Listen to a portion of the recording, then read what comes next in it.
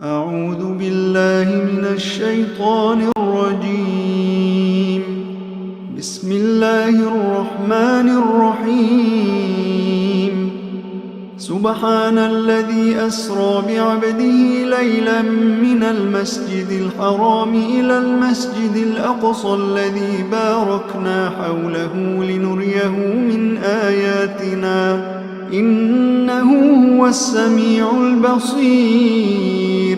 وآتينا موسى الكتاب وجعلناه هدى لبني إسرائيل ألا تتخذوا من دوني وكيلا ذرية من حملنا مع نوح إنه كان عبدا شكورا. وقضينا إلى بني إسرائيل في الكتاب لتفسدن في الأرض مرتين ولتعلن علوا كبيرا. فإذا جاء وعد أولاهما بعثنا عليكم عبادا لنا أولي بأس شديد فجاسوا خلال الديار وكان وعدا مفعولا. ثم رددنا لكم الكرة عليهم وأمددناكم بأموال وبنين وجعلناكم أكثر نفيرا. إن أحسنتم أحسنتم لأنفسكم وإن أسأتم فلها. فإذا جاء وعد الآخرة ليسوءوا وجوهكم وليدخلوا المسجد كما دخلوه أول مرة وليتبروا ما علوا تتبيرا. അസ്സലാമു അലൈക്കും വറഹ്മത്തുള്ളാഹി വബറകാതുഹു. ഖുർആൻ പദം 921 ദിവസത്തിലേക്ക് എല്ലാവരെയും ഹാർദമായി സ്വാഗതം ചെയ്യുന്നു. സൂറത്ത് ഇസ്രാഇൻ്റെ പഠനത്തെ തുടർന്നുള്ള 1-ാം ദിവസ ചർച്ചയാണ് ഇന്ന് ആരംഭിക്കുന്നത്. ചർച്ചക്കാരമ്പം കുറിക്കുന്നതിനായി ആദരണീയനായ ഡോക്ടർ AI വിലായത്തുള്ള സാഹിബിനെ ക്ഷണിക്കുന്നു. അസ്സലാമു അലൈക്കും വറഹ്മത്തുള്ളാഹി വബറകാതുഹു. അഊദു ബില്ലാഹി മിനശ് ശൈത്വാനിർ റജീം. ബിസ്മില്ലാഹിർ റഹ്മാനിർ റഹീം. സുബ്ഹാനല്ലദീ അസ്റാ ബിഅബ്ദിഹി ലൈലൻ മിനൽ മസ്ജിദിൽ ഹറാമി ഇലൽ മസ്ജിദിൽ അഖ്സ അല്ലദീ ബാറക്നാ ഹൗലഹു لنريه من آياتنا إنه هو السميع البصير. وآتينا موسى الكتاب وجعلناه هدى لبني إسرائيل ألا تتخذوا من دوني وكيلا ذرية من حملنا مع نوح إنه كان عبدا شكورا. وقضينا إلى بني إسرائيل في الكتاب لتفسدن في الأرض مرتين ولتعلن علوا كبيرا. فإذا جاء وعد أولاهما بعثنا عليكم عبادا لنا أولي بأس شديد فجاسوا خلال الديار وكان وعدا مفعولا. ثم رددنا لكم الكرة عليهم وأمددناكم بأموال وبنين وجعلناكم أكثر نفيرا. إن أحسنتم أحسنتم لأنفسكم وإن أسأتم فلها. وإذا جاء وعد الآخرة ليسوءوا وجوهكم وليدخلوا المسجد كما دخلوه أول مرة وليتبروا ما علوا تتبيرا.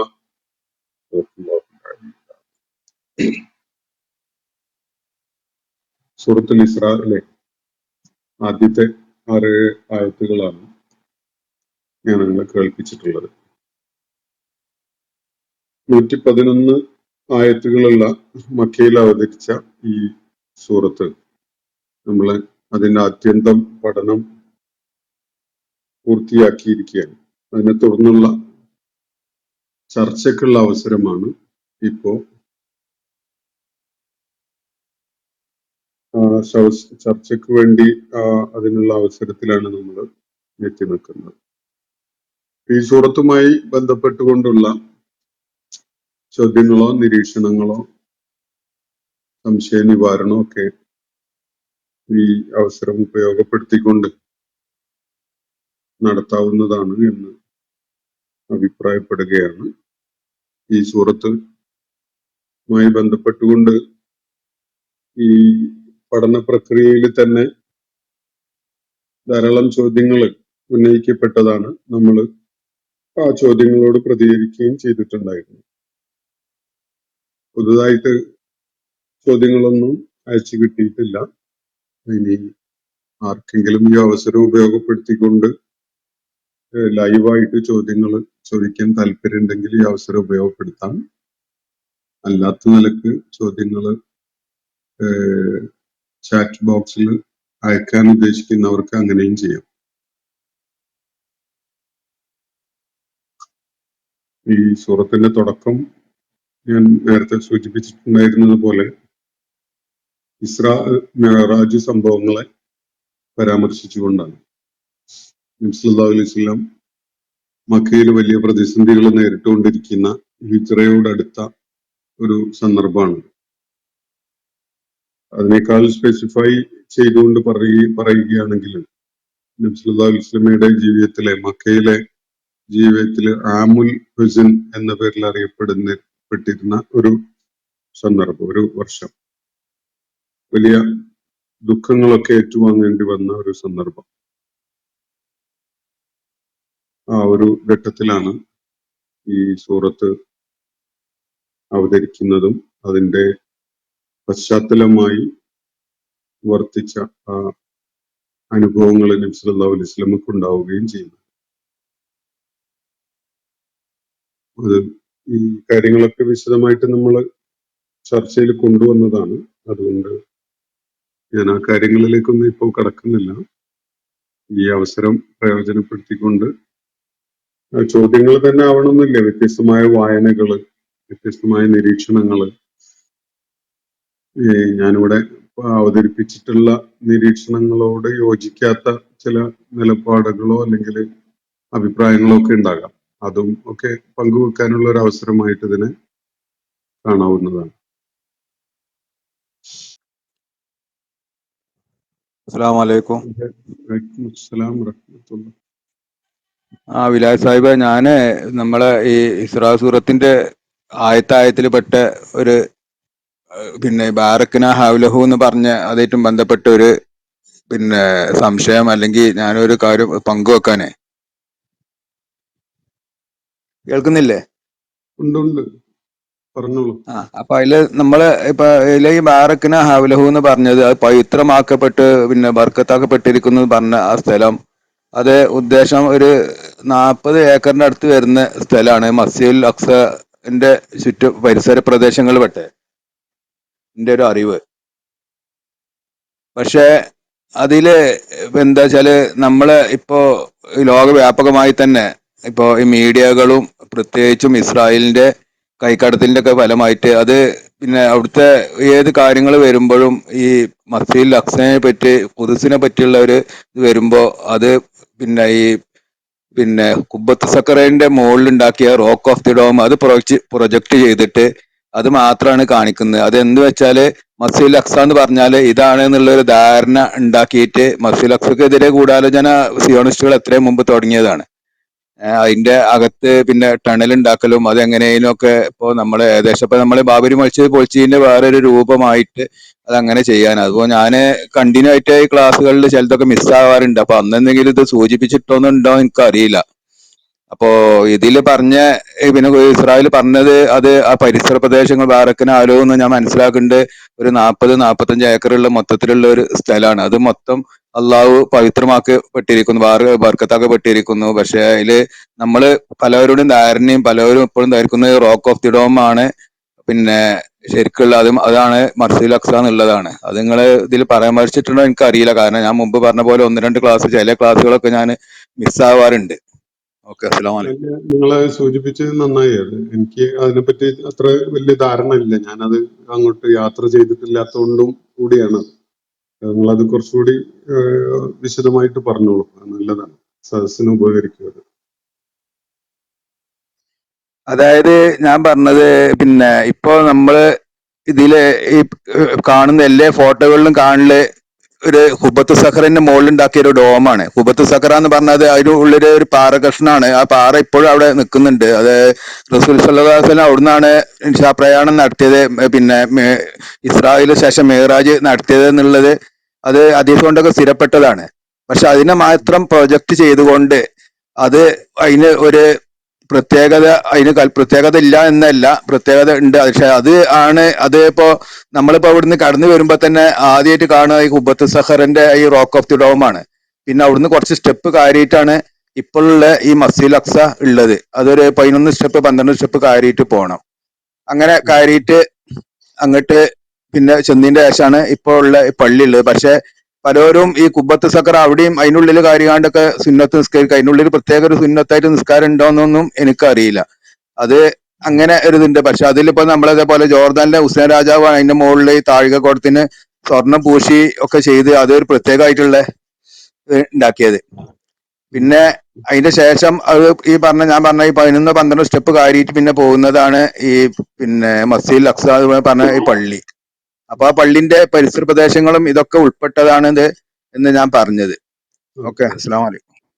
വലൈക്കും അസ്സലാം വറഹ്മത്തുള്ളാഹി.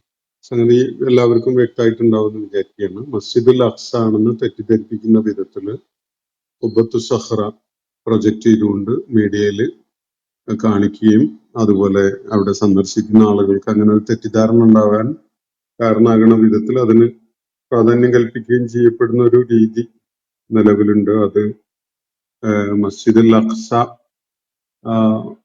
ഏതോ നിലക്ക് ഇസ്രായേലിന് അതിനെ തകർക്കാനോ അല്ലെങ്കിൽ അത് സ്വന്തമാക്കാനോ ഒക്കെയുള്ള ശ്രമത്തിന്റെ ഒക്കെ ഭാഗമാവാൻ സാധ്യതയുണ്ട് എന്നുള്ള നിലക്കാണ് അദ്ദേഹം ചൂണ്ടിക്കാണിച്ചിട്ടുള്ളത്. അതിന്റെ വിശദാംശങ്ങൾ കൂടുതൽ ഓരോരുത്തർക്കും എക്സ്പ്ലോർ ചെയ്ത് മനസ്സിലാക്കാവുന്നതേ ഉള്ളൂ. വേറെ ആരാണ് സംസാരിക്കുന്നത്? നേരത്തെ സ്വയം പരിചയപ്പെടുത്തിയിട്ടില്ലാത്തവർക്ക് ഇതൊരു അവസരമായിട്ട് ഉപയോഗപ്പെടുത്തിക്കൊണ്ട് പരിചയപ്പെടുത്താനുള്ള ഒരു ശ്രമം നടത്താവുന്നതാണ്. അങ്ങനെ താല്പര്യമുള്ളവർക്ക് അങ്ങനെ ചെയ്യാം. ഈ സൂറത്തുമായി ബന്ധപ്പെട്ടുകൊണ്ട് കൂടുതൽ ചോദ്യങ്ങൾ വരുന്നില്ലെങ്കിൽ നമുക്ക് അടുത്ത സൂറത്തിലേക്ക് കടക്കാം. ഇന്നല്ല നാളെ ആയിട്ട് കടക്കാമെന്നാണ് വിചാരിക്കുന്നത്. ആറ്റക്കോയ സാഹിബ് സംസാരിക്കുകയാണെങ്കിൽ നല്ലതായിരുന്നു. അദ്ദേഹം വന്നിട്ടുണ്ടല്ലോ. ഹലോ, അസ്സലാമു അലൈക്കും. അസ്സലാം വറഹ്മത്തുള്ളാഹി. ഞാനിപ്പോ അങ്ങോട്ട് വന്നിട്ടുള്ള പള്ളിന്ന്. നിങ്ങളെങ്ങനെ സംസാരിക്കും? Okay, good. നമ്മള് സൂറത്തുൽ ഇസ്രായിലിന്റെ പഠനം പൂർത്തിയാക്കിയിരിക്കുകയാണ്. അപ്പോ അതുമായി ബന്ധപ്പെട്ടുകൊണ്ട് വല്ല ചോദ്യങ്ങളോ ഒക്കെ ഉണ്ടാവും എന്നുള്ള നിലക്കാണ് നമ്മൾ ഒരു ചർച്ചക്ക് തുറന്നു വെച്ചിരിക്കുന്നത്. ആക്ച്വലി ഈ സൂറത്തുമായി ബന്ധപ്പെട്ടുകൊണ്ട് ഈ സൂറത്തിന്റെ പഠന സന്ദർഭത്തിൽ തന്നെ ഒരു 70-ലധികം ചോദ്യങ്ങൾ വന്നിട്ടുണ്ടായിരുന്നു. അവയൊക്കെ അതിനിടക്ക് നമ്മൾ അതിനോട് പ്രതികരിക്കുകയും ചെയ്തിട്ടുണ്ടായിരുന്നു.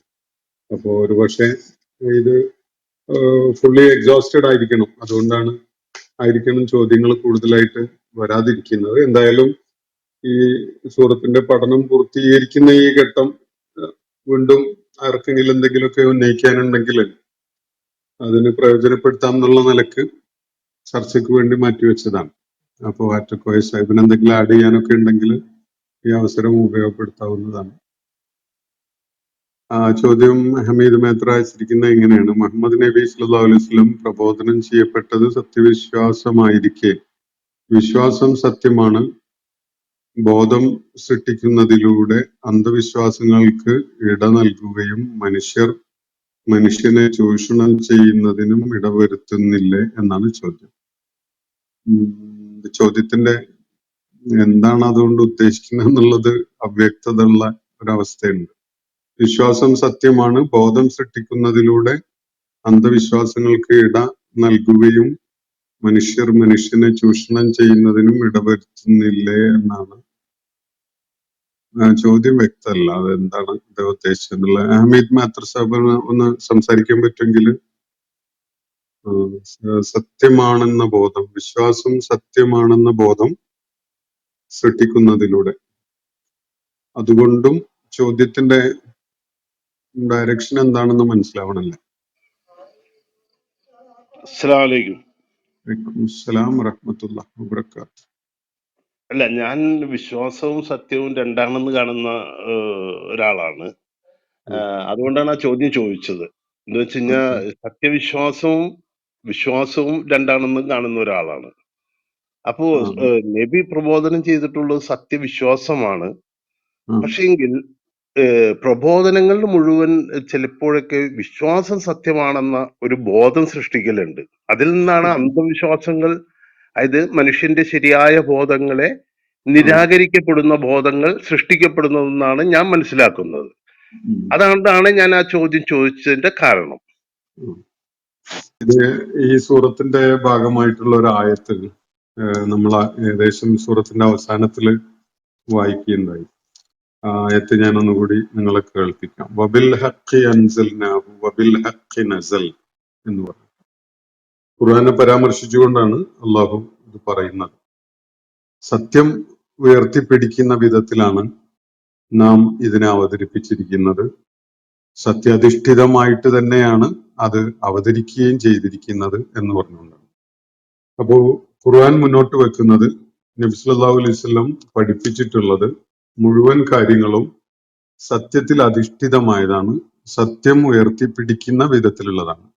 അത് കേവല വിശ്വാസം എന്ന് പറയാവുന്ന യാതൊന്നും ഇസ്ലാം പഠിപ്പിക്കുന്നില്ല. ആളുകളുടെ പൊതുധാരണയിൽ ഒരു പക്ഷേ വിശ്വാസം എന്നത് അടിത്തറയില്ലാത്തൊരു സംഗതിയാവാം. അങ്ങനെയാണ് നമ്മളുടെയൊക്കെ വിശ്വാസം എന്നൊക്കെ ആളുകൾ പറയുമ്പോൾ ഉണ്ടാവുന്ന ഒരു ഒരു മെസ്സേജ് അല്ലെങ്കിൽ ഇതൊരു സൂചന. അവർക്ക് കൃത്യമായ യുക്തിയുടെയും അല്ലെങ്കിൽ ആലോചനയുടെയും അടിത്തറയിലുള്ള ബോധ്യമല്ല വിശ്വാസം എന്ന ഒരു സൂചന ആ പ്രയോഗത്തിൽ തന്നെ അടങ്ങിയിട്ടുള്ളത് കാണാൻ കഴിയും. ആ ഒരു അർത്ഥത്തിലല്ല ഇസ്ലാമില് വിശ്വാസം എന്ന കാര്യം വരുന്നത്. ബോധ്യത്തിന്റെ അടിസ്ഥാനത്തിലുള്ള യുക്തിഭദ്രമായ ബുദ്ധിക്ക് ഉൾക്കൊള്ളാവുന്ന ഒരു സംഗതി നമ്മൾ പൂർണ്ണമായി ഉൾക്കൊണ്ടുകൊണ്ട് അംഗീകരിക്കുന്ന ഒരു സംഗതിയെയാണ് ഇസ്ലാം വിശ്വാസം എന്ന് പറയുന്നത്. മറ്റതിന് ഇസ്ലാമിൽ യാതൊരു പ്രാധാന്യമില്ല. ഇത് മലയാളത്തിലല്ല ഖുർആൻ പറയുന്നത് എന്നതുകൊണ്ട് തന്നെ മലയാളത്തിൽ നമ്മൾ സാധാരണ ഉപയോഗിക്കുന്ന ഈ വാക്കിന്റെ ചില അപര്യാപ്തതകൾ സ്വാഭാവികമായിട്ടും ആ പ്രയോഗത്തിന്റെ സൂചനയിൽ വരാനിടയുണ്ട്. അപ്പൊ ആളുകളോട് സംസാരിക്കുമ്പോൾ അങ്ങനെയൊക്കെയാണ് നമ്മളിപ്പോ വിശ്വസിക്കുന്നതെന്ന് പറഞ്ഞാൽ അതിൽ വിശ്വാസമില്ലായ്കയാണ്, വിശ്വാസമുണ്ട് എന്നതിനേക്കാൾ കൂടുതൽ അതിൽ നിഴലിക്കുന്നത് നമുക്ക് കാണാൻ കഴിയും. അപ്പൊ ആ ഒരു അർത്ഥത്തിലല്ല ഖുർആൻ മുന്നോട്ട് വെക്കുന്ന ഈ കാര്യം ഉള്ളത് എന്നതാണ് വസ്തുത. അതിന് ഉപോത്പലകമായിട്ടുള്ള ആയാത്തുകളാണ് അള്ളാഹു ഖുർആനിലുടനീളം നൽകുന്നത്. അല്ലെങ്കിൽ ഇങ്ങനെ ഇപ്പോ വേറെ പല മതസമൂഹങ്ങളുടെയും ആചാരങ്ങളും വിശ്വാസങ്ങളും ഒക്കെ പോലെയുള്ള ഒരു സംഗതിയായിട്ട് ഒരു മതമായിട്ട് ഇസ്ലാം പ്രസന്റ് ചെയ്യപ്പെട്ടാൽ മതിയാവും. അങ്ങനെയല്ലല്ലോ ഇസ്ലാം സമർപ്പിക്കപ്പെട്ടിട്ടുള്ളത്. കൃത്യമായ മനുഷ്യന് ബോധ്യമുണ്ടാകുന്ന വിധത്തിലുള്ള ദൃഷ്ടാന്തങ്ങളെ മുൻനിർത്തിക്കൊണ്ടാണ് ഇസ്ലാം കാര്യങ്ങൾ പഠിപ്പിക്കുന്നത്. അത് ബുദ്ധിയുടെയും ബോധ്യത്തിന്റെയൊക്കെ അടിസ്ഥാനത്തിൽ സ്വീകരിക്കപ്പെടേണ്ട ഒരു കാര്യമാണ്. അല്ലാത്ത കേവലമായ വിശ്വാസവും നമ്മളിപ്പം നമ്മുടെ നാട്ടില് ചുറ്റുപാടൊക്കെയുള്ള പല മതാചാരങ്ങളുടെയൊക്കെ അടിത്തറയായിട്ട് വർത്തിക്കുന്ന പല സംഗതികളും നമ്മളത് പരിശോധിച്ചാൽ കൃത്യമായ അതിന് ഒരു ബുദ്ധിയുടെയോ യുക്തിയുടെയോ തലത്തിൽ ഉൾക്കൊള്ളാൻ പറ്റുന്ന ഒരു അടിത്തറയൊന്നും അതിന് കാണാൻ കഴിഞ്ഞോളന്നില്ല. പലപ്പോഴും കാണാൻ കഴിയാറില്ല എന്നതാണ് വസ്തുത. അത് കൂടുതൽ എക്സ്പ്ലോർ ചെയ്ത് പോയാൽ അത് യഥാർത്ഥത്തിൽ യുക്തിയുടെയും ബുദ്ധിയുടെയും അടിസ്ഥാനത്തിൽ ഉണ്ടായിരുന്ന ധാരണകളിൽ നിന്ന് അത് വ്യതിചലിച്ചു പോയത് എങ്ങനെയൊക്കെയാണ് എന്നുള്ളതിന്റെ ചരിത്രം കൂടി നമുക്ക് മനസ്സിലാക്കാൻ അവസരമുണ്ടാവും എന്നാണ് എനിക്ക് തോന്നിയിട്ടുള്ളത്. അതുകൊണ്ട് ഇസ്ലാമിൽ ഈ സത്യവും വിശ്വാസവും തമ്മിലുള്ള ഒരു വേർതിരിക്കല് ഇസ്ലാമിക ദർശനത്തിന്റെയോ അല്ലെങ്കിൽ ഖുർആന്റെ അധ്യാപനങ്ങളുടെയോ ഒരു പശ്ചാത്തലത്തിൽ ആവശ്യമില്ല എന്നതാണ് ഞാൻ മനസ്സിലാക്കുന്ന കാര്യം. സത്യം തന്നെയാണ് വിശ്വസിക്കേണ്ടത്. വിശ്വസിക്കാൻ നമ്മൾ ബോധ്യപ്പെട്ടുകൊണ്ട് സ്വീകരിക്കുന്ന സംഗതി സ്വീകരിക്കുന്നതിന് കാരണം അത് സത്യമായതുകൊണ്ട് മാത്രമാണ്. സത്യമല്ലാത്തൊരു സംഗതി സ്വീകരിക്കാൻ ഒരു മനുഷ്യനും ഇസ്ലാം ഒരു നിർദ്ദേശം നൽകുന്നില്ല. അങ്ങനെ ഒരു ബാധ്യതയൊന്നും മനുഷ്യന്റെ മേൽ അള്ളാഹു വെച്ച് കെട്ടുന്നില്ല. അത് വ്യക്തമായിട്ടുണ്ടാവുമെന്ന് വിചാരിക്കുകയാണ്. പിന്നെ സ്പെസിഫിക് ആയിട്ട് ഏതെങ്കിലും ഒരു സംഗതിയെ കുറിച്ചാണ് നിങ്ങൾ സൂചിപ്പിക്കുന്നതെങ്കിൽ അത് പോയിന്റ് ഔട്ട് ചെയ്യുകയാണെങ്കിൽ നമുക്ക് അതിനെ കുറിച്ച് സംസാരിക്കാം ഇൻഷാ അല്ലാഹ്.